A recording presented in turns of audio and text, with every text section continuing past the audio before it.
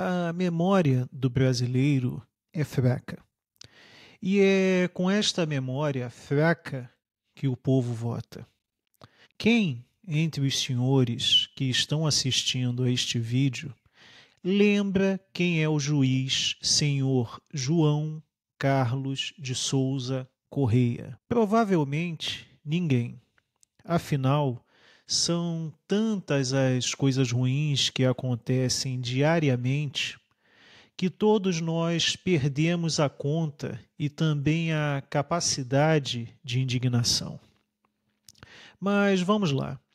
O magistrado senhor João Carlos de Souza Correia, no ano de 2011, foi parado em uma blitz da Lei Seca, aqui na cidade do Rio de Janeiro, conduzindo um veículo sem placas e sem portar a CNH, a carteira de motorista.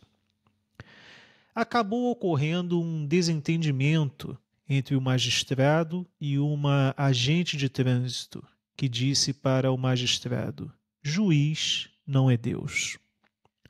Senhores, se qualquer indivíduo for parado em uma operação policial conduzindo um veículo sem placas de identificação e sem portar a CNH, o que acontece? Bem, em 2014, além de ser inocentado pela Corregedoria Nacional de Justiça, o magistrado senhor João Carlos de Souza Correia ganhou um processo contra a agente de trânsito por danos morais que ele teria sofrido quando foi flagrado dirigindo sua Land Rover sem placas e sem portar a CNH, no valor de R$ 5.000.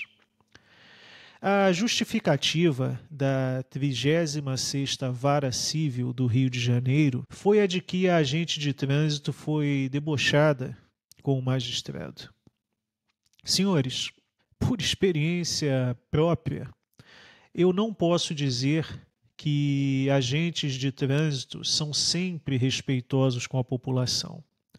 E sei que se um indivíduo comum fizer em uma abordagem policial o que o magistrado fez, é bem provável que a coisa fique bem feia.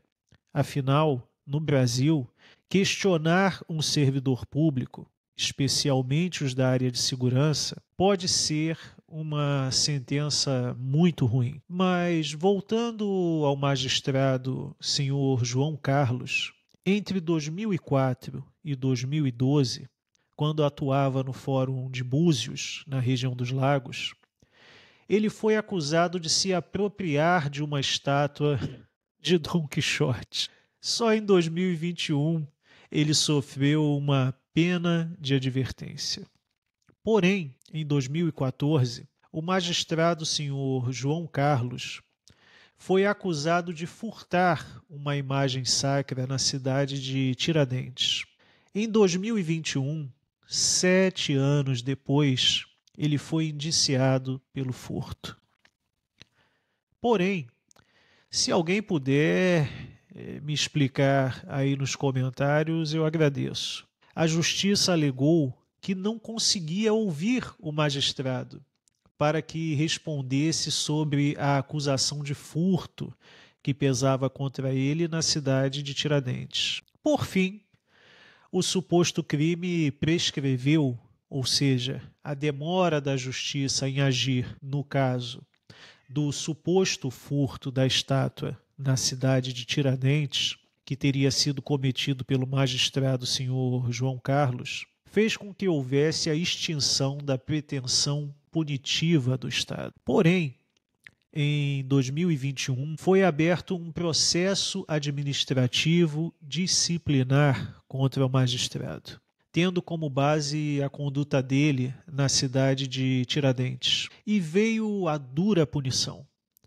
Pela acusação de furto de uma estátua na cidade de Tiradentes, o magistrado senhor João Carlos de Souza Correia foi condenado a ficar em casa, sem trabalhar, pelo resto da vida, recebendo salários e demais benefícios em dia, tudo bancado por nós, pagadores de impostos.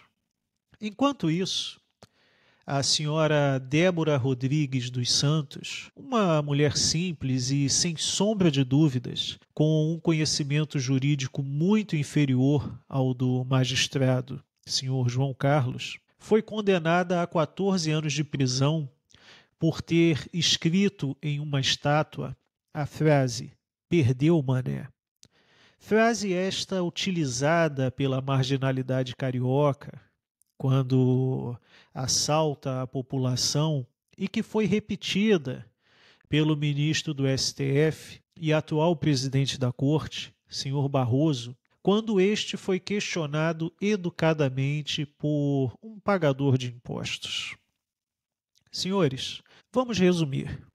Enquanto o magistrado senhor João Carlos é condenado a ficar em casa pelo resto da vida, recebendo um salário de, no mínimo, uns 30 mil reais mensais, mais benefícios, por ter furtado uma estátua, a cabeleireira, senhora Débora Rodrigues, é condenada a 14 anos de prisão em regime fechado por ter escrito a frase "Perdeu, mané" em uma estátua da Justiça. Uma grande ironia que ambos os casos envolvam estátuas, porém com uma agilidade do judiciário e penas bem distintas. E caso algum dos senhores ouse dizer que a aposentadoria compulsória, tida como punição para os magistrados que são flagrados cometendo atos espúrios, é algo ilegal, tenham em mente que trata-se de algo legal.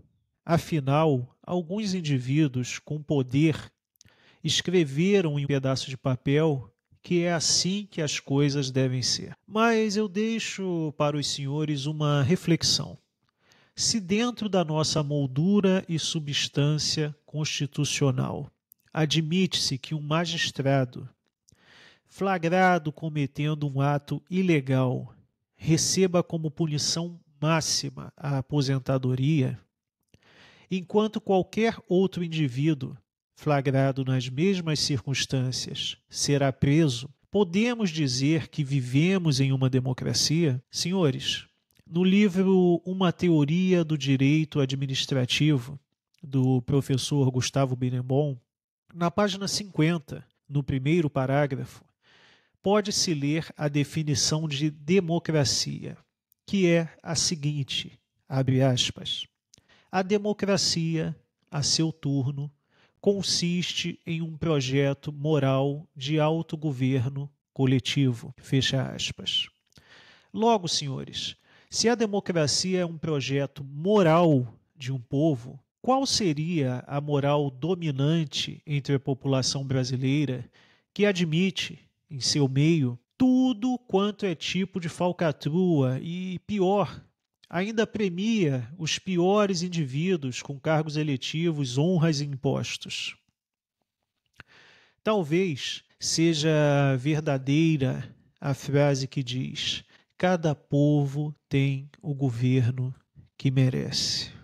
Muito obrigado por assistir ao vídeo. Grande abraço a todos.